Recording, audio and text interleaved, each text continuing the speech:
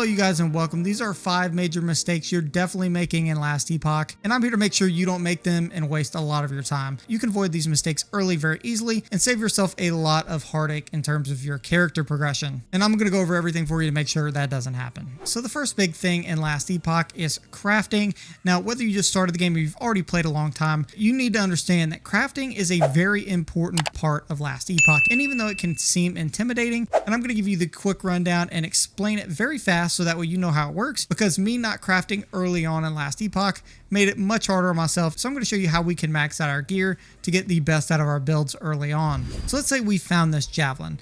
Now there are 3 main rarity types you need to be familiar with. The regular blue items, which are just magic items and have 2 affixes on them. So as you can see, this yellow item right here, these boots, have 3 affixes. If it has 2 affixes or 1 affix, it will be a blue magic item. If it is a yellow color rare item, that means it's going to have meaning at least 3. It doesn't necessarily mean the item is better, but it means the item has 3 affixes on it. So it actually could be yellow and be a much worse item. Now, if you get a purple item, this is one of the things I was really confused about early on.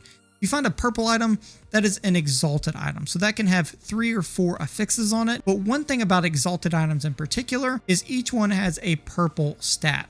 So you can see that purple stat right here on both weapons, the one I currently have equipped and the one I don't have equipped. That purple stat means that tier of affix is exceeded past what you can craft.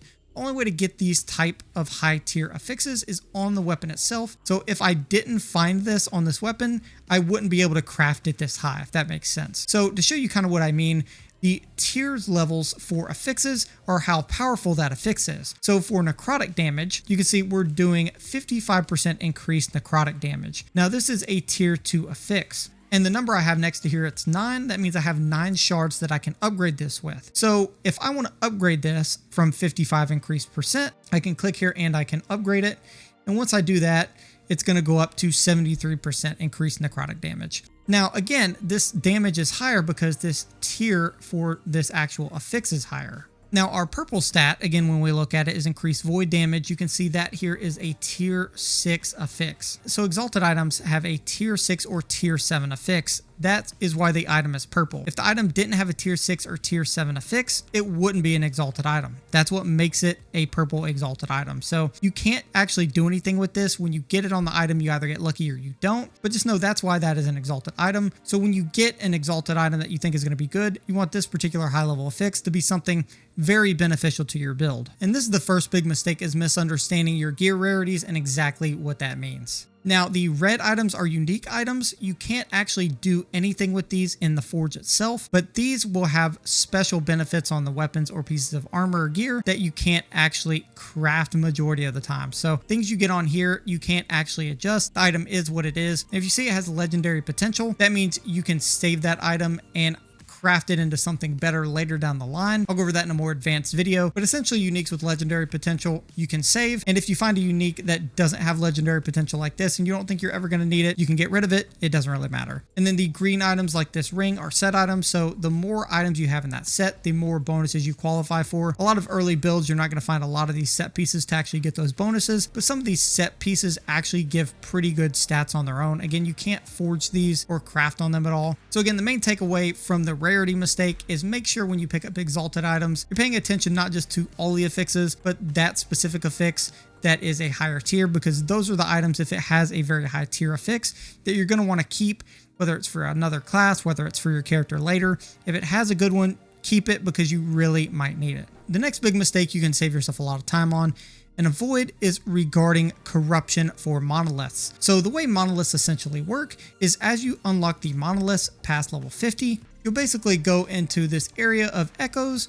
and you can continually work your way through these little individual echoes or levels until you get to the end where corruption is at the very end. And what these corruption nodes do is make the echoes harder, right? So you get better and more quality and more rare gear this way. But your first time until you get all the way to the end, you don't want to do these corruptions necessarily because it's kind of just a waste of time. The reason I say this is because once you finish enough monoliths, you actually unlock the minimum corruption of 100 version of the monolith, which makes this version right here with a maximum of 50 a complete waste of time, basically, if you're talking about going for empowered monoliths or empowered blessings, etc., and just higher level gear. And the way you should pay attention to this is once you unlock the Fall of the Outcast, what you want to do once completing this first Fall of the Outcast is make sure you select, when completing that quest, the level 66 timeline.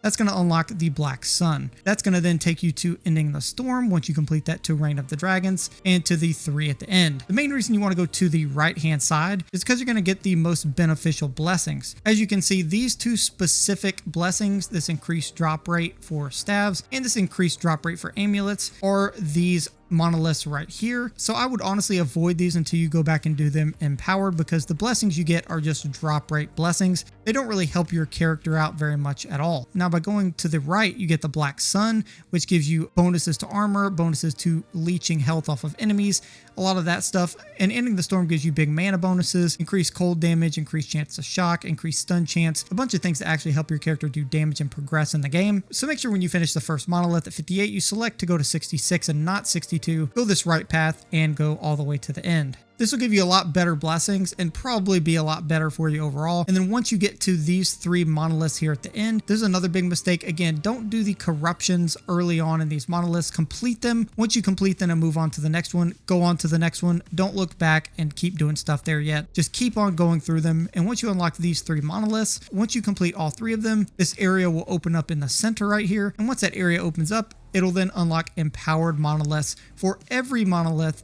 completely. As you can see, each monolith has a number level by it, like this one has 70, and it also has 100. All of these will have 100 once you have unlocked the empowered monolith, meaning you can do the upgraded version of every single one, get the upgraded blessing version and rare item versions from each of these monoliths by doing the empowered version. Again, once you go here, you can check that out. It's right here with a minimum corruption of 100. Make sure you do that to save you some time, instead of wasting all your time doing the corruption right here and then just finishing the monoliths and then having it automatically go up to 100. Another huge mistake I see people making is worrying too much about their skills. And when they're scared to use a skill or put a point in a skill, everything about Last Epoch allows you to basically recreate your entire character from scratch, meaning you can go back and change all of these skills. You can go back and change all of the points. If you put a point in a skill or a passive, it's okay. You can reskill it at any given point, so don't be afraid of messing up because it costs very little gold to reskill them. Now, keeping that in mind, the mastery of your actual character cannot be changed. So once you select a character and go into a mastery, whether it's any of these 3, once you pick a mastery, it unlocks the entire mastery skill tree for that given set. Now, this is the only thing you cannot go back and change. So since I picked Paladin, I have access to everything. And Forge Guard, I only have access to this first little part in front of the chain. I can still pick up these passives and use these skills. The same for Void Knight, but only your mastery skill, you have access to the whole tree itself. Good news though, once you pick that, you actually have the ability to reskill any of these skills at any point in time, or any of these passives you can go back and change. So in terms of actual skills themselves, you can also do the same thing. By clicking on a skill, you can hit respec and despecialize the skill. What that actually does is gets rid of this skill and basically makes it an empty placeholder so you can bring in another skill in place of it. Now, as you level up each skill, which is fairly easy, you'll get the points to put in here. If you want to change one individual point, you can just hit respec.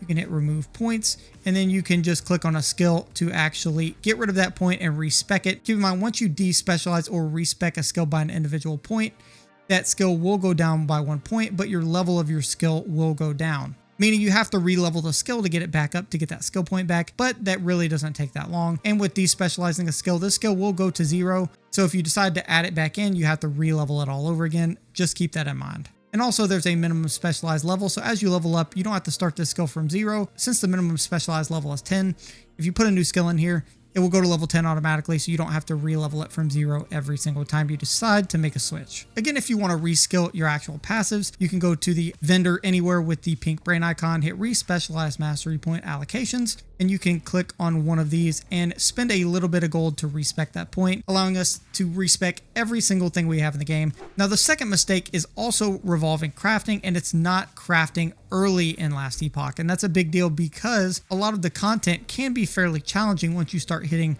monoliths and higher level monoliths. So crafting is one of the big things in the game that a lot of people don't do early on. And I'm telling you, you should, because it makes you a lot more powerful very, very early. Essentially, to build onto my last crafting point, each affix has its own tier, and essentially what you can do is upgrade each tier affix to make that tier affix hit harder and give you a lot more bonuses on the weapon itself. A lot of people don't craft early because they don't fully understand the system, but I'm going to show you all the little tricks of the trade real quick to make it super easy. So forging potential is on every weapon. If the forging potential is 0, you can't craft on the weapon. If it's any other number, that means you can craft on it.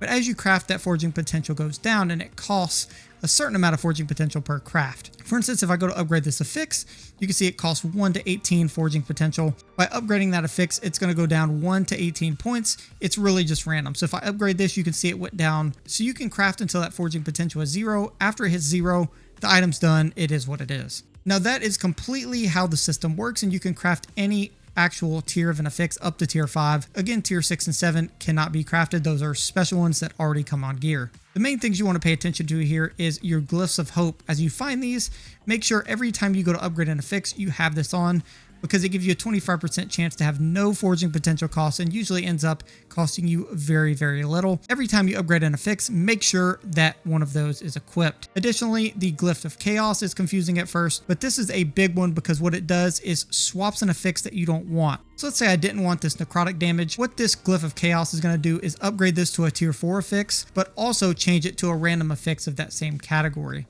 And keep in mind, there are separate suffixes and prefixes. Prefixes are a certain set of affixes, and suffixes are another set. So something like chance to poison on hit, that's a suffix, you can't get as a prefix, and vice versa. It will take a while to learn those and get used to them, but all I know is I don't want necrotic damage on this weapon. So if I use my glyph of chaos, it will upgrade to a tier 4 and give me a random affix, as we can see here. And now we have poison damage. Woo, that's great. That's not that much better, but again, you can do this again until you basically get what you want or you don't. It gives you a better potential to be able to get the affixes you want on your actual gear. The other glyphs here you can read, but these aren't necessarily as important, especially for early on. These aren't ones you're going to make huge mistakes on, so make sure you just know the 2 primary ones. As far as runes, runes give you specific crafting abilities to do a lot of specific stuff in the game that's going to really help out your overall crafting. Specifically the Rune of Shattering. So the Rune of Shattering is going to shatter this item and give us basically a random amount of shards up to the highest tier on an affix.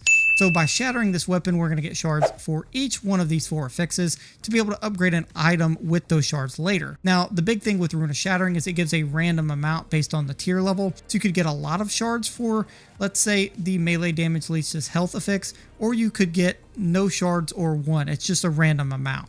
So when you find a weapon that you don't want but has a very unique affix on it, for instance, something like reduced bonus damage taken from critical strikes, that could be a somewhat rare affix. So if you find that, use a Rune of Shattering on it. You can save the shards for later. Now, additionally, there's a bunch of other runes in here that you can use. The other 2 big ones you want to be aware of are Rune of Ascendance. So basically, when you use this on an item, that means any unique can actually spawn from that item that's within the pool.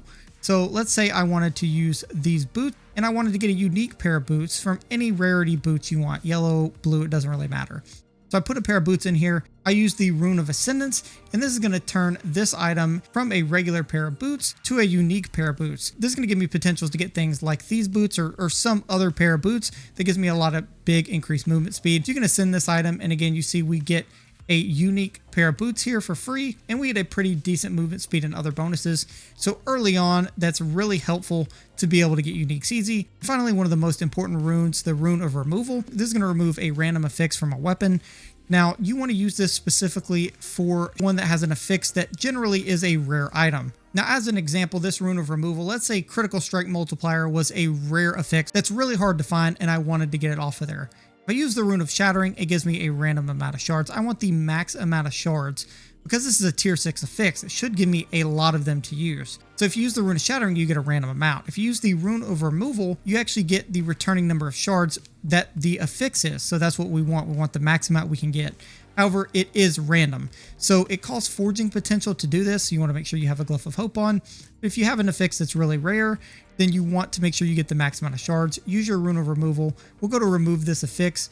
We got lucky, we got it on the first try, so we got 6 shards sent to the forge. But if you have a rare fix that's hard to find, use the rune of removal. And finally, the last big mistake people are undoubtedly going to make, and that I'm basically kind of even still making in a way. Defense in Last Epoch is extremely important, and there are a couple areas in specific you need to check out. So resistances. Resistances, as you can see here, can be maxed out at 75%. Physical is your primary resistance, and the other ones you also want to make sure you have, because there's different biomes and different enemy types. They have different attack types, meaning if you have 19 cold resistance like I do, cold enemies are going to basically demolish you much quicker at a much quicker rate than any of these other ones you have resistance for. So a lot of gear has resistances and a lot of your passives have resistances. Make sure you get these as high as possible so that way you can be as tanky as possible, because if you don't have resistances and you start fighting these higher level bosses and monoliths and stuff, I promise you they will run through you like a knife through butter. For example, like necrotic resistance at 75%,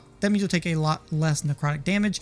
Anything over that, showing us the 104%, does not really matter. Now, if an enemy shreds some resistance because they're an enemy that shreds necrotic resistance, that additional amount over the 75% will then be applied to your resistance, giving you a little bit more cap room to take less damage. Additionally, you want to make sure your crit strike avoidance is as high as possible, if not 100%. What this does is downgrades an enemy's crit on you to a regular hit. So if you have 100% crit strike avoidance, that means every crit strike will be downgraded to a regular hit, meaning you'll never take crits, and it's a much bigger defense boost than you can imagine.